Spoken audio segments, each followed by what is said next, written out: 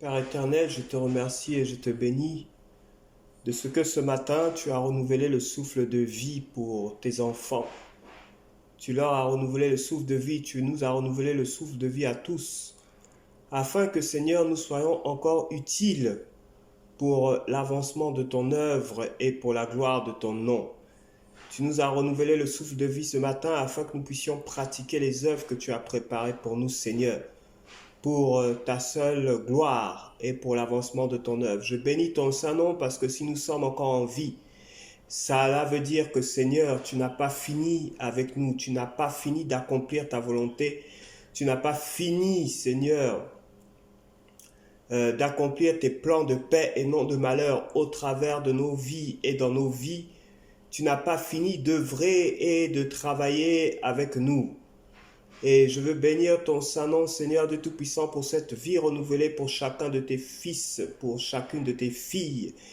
Et je veux te prier au nom de Jésus ce matin d'accorder à tous et à chacun du discernement, afin, Seigneur, de faire ta volonté, de demeurer dans ta volonté, de s'attacher, Seigneur de Tout-Puissant, à ce qui est à toi, reconnaître ce qui vient de toi pour pratiquer ce que tu donnes à tes enfants de pratiquer. Qu'en cette nouvelle semaine, Éternel du Tout-Puissant, nous ne puissions pas nous égarer par les désirs de la chair, quels qu'ils soient. Que nous ne puissions pas nous égarer, Seigneur, à cause des mauvais conseils ou des mauvaises influences. Qu'en cette nouvelle semaine, Seigneur du Tout-Puissant, notre foi soit ferme, notre foi soit stable. Et qu'en cette nouvelle semaine, Éternel du Tout-Puissant, chacun de tes enfants, Éternel, se ressaisisse. Que ceux qui étaient découragés, que ceux qui étaient accablés, que ceux qui se sentaient angoissés, Père, au nom de Jésus, relève la tête et que, Seigneur, ils se ressaisissent, que ton esprit vienne en eux pour leur rappeler tes promesses, pour les fortifier, fortifier leur foi, pour les encourager à nouveau, pour, Seigneur, leur rappeler les prophéties que tu as faites, que tu as annoncées à chacun d'entre eux, mais que, Seigneur, qu'aucun de ceux qui sont assis ne reste assis, mais que, Seigneur, tu leur donnes la force de se lever et de continuer le combat, quel que soit le niveau du combat, quelle que soit la dimension du combat, qu'il soit spirituel, qu'il soit physique, quel que soit l'environnement de combat ou le milieu du combat, que ce soit au sein de la famille, au sein d'un milieu professionnel. Je prie au nom de Jésus que tu renouvelles les forces de tes enfants ce matin et que cette semaine, ils puissent se lever et combattre, qu'ils puissent tenir ferme dans le combat, tenir ferme dans l'adversité et que cette semaine, leur force soit renouvelée et qu'ils continuent d'aller de l'avant au nom puissant de Jésus-Christ de Nazareth. Amen. Je suis l'évangéliste Davy Makosso du ministère de la révélation des fils de Dieu. Et ce matin, la parole de la semaine se trouve dans 1 Roi chapitre 19.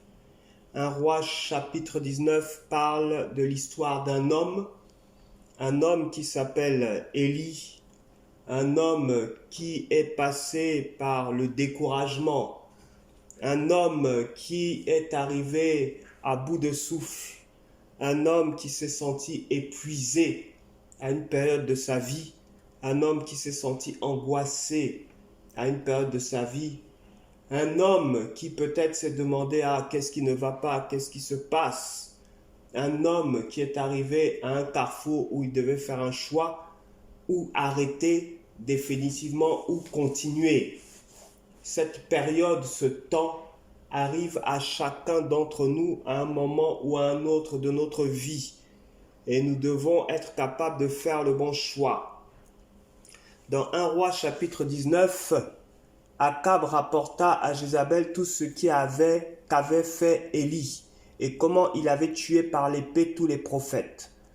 Jézabel envoya un messager à Élie pour lui dire que les dieux me fassent ceci et qu'ils ajoutent encore cela si demain, à cette heure, je ne fais pas de ta vie ce que tu as fait de la vie de chacun d'eux.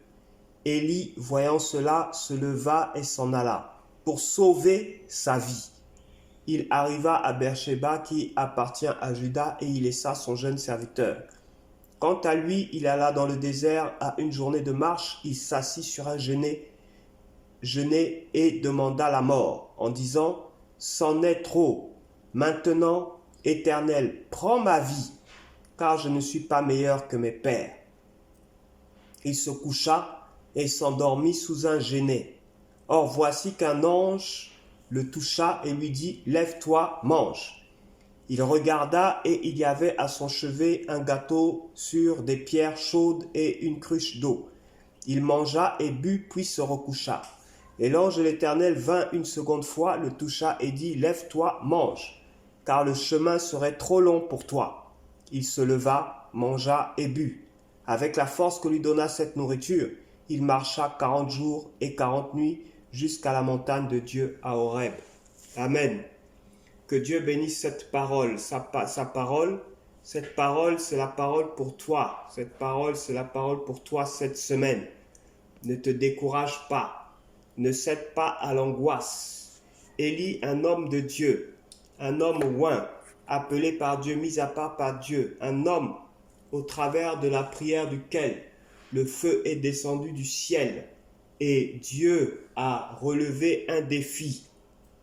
Un homme qui a eu une grande victoire sur l'ennemi et tous les serviteurs de l'ennemi. Mais voici que cet homme, après cette victoire, cette grande victoire, oint par Dieu, serviteur de Dieu, est arrivé dans un temps d'angoisse. Il a eu peur, il fut angoissé jusqu'à la mort, au point qu'il a réclamé la mort à l'Éternel.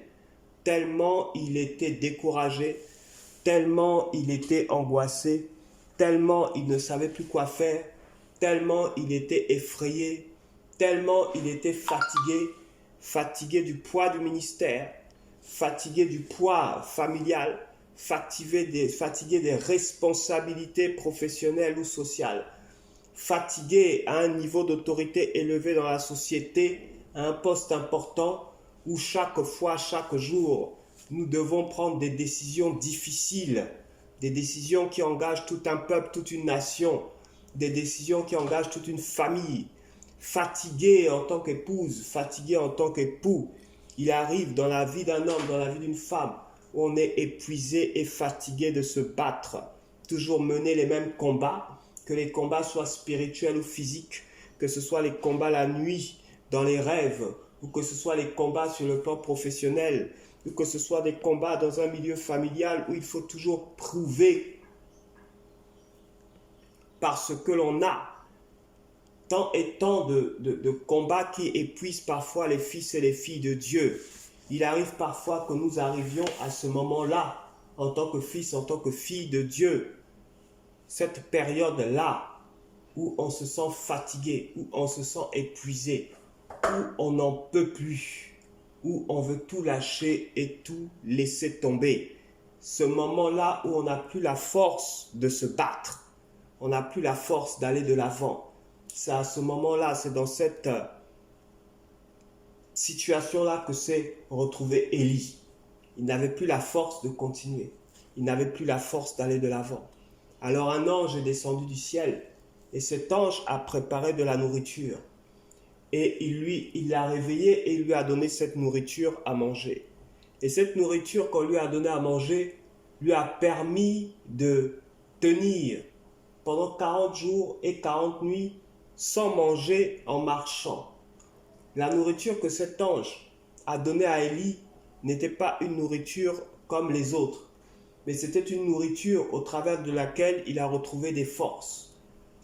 C'était une nourriture au travers de laquelle l'angoisse l'a quitté. C'était une nourriture au travers de laquelle il s'est souvenu de son alliance avec Dieu. Cette vision que Dieu lui avait donnée, il s'est souvenu de ce qu'il pouvait encore se lever et marcher.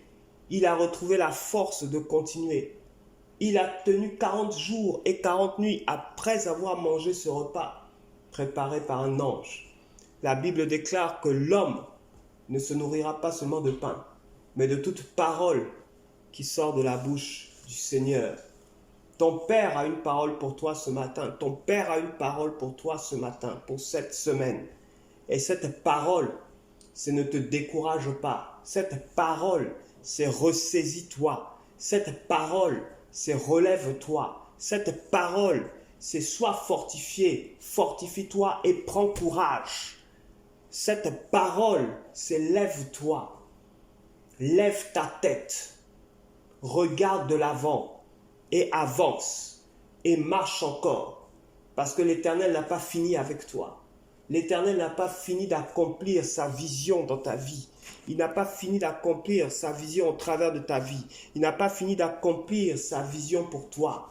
Il n'a pas fini d'accomplir ses projets de paix et non de malheur pour toi. Il n'a pas fini d'accomplir sa volonté bonne, agréable et parfaite dans ta vie et au travers de ta vie. Tu es encore utile à Dieu. Tu es encore utile pour son royaume. Tu es encore utile pour l'avancement de ton œuvre. Il veut encore agir au travers de toi, comme par le passé, mais encore plus parce que tu dois aller de l'avant.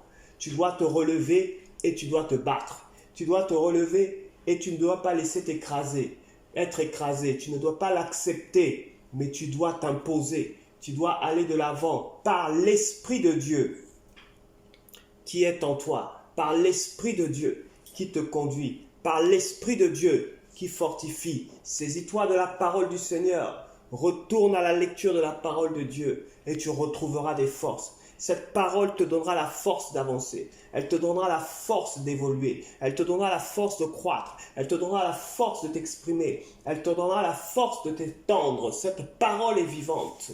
Cette parole est puissante. La parole de Jésus-Christ de Nazareth, elle est vivante et elle est puissante. Regarde à la parole de Dieu. Médite la parole de Dieu. Médite et mange. Nourris-toi de cette nourriture qui donne la force de continuer. Nourris-toi de cette nourriture qui donne la force d'aller de l'avant. Nourris-toi de cette nourriture qui te donnera de la stabilité, qui te donnera de la constance et qui te fera croître dans tous les domaines de ta vie. Nourris-toi de cette parole-là qui est vivante, qui est puissante. Nourris-toi de cette parole-là, cette parole à laquelle les anges même sont soumis.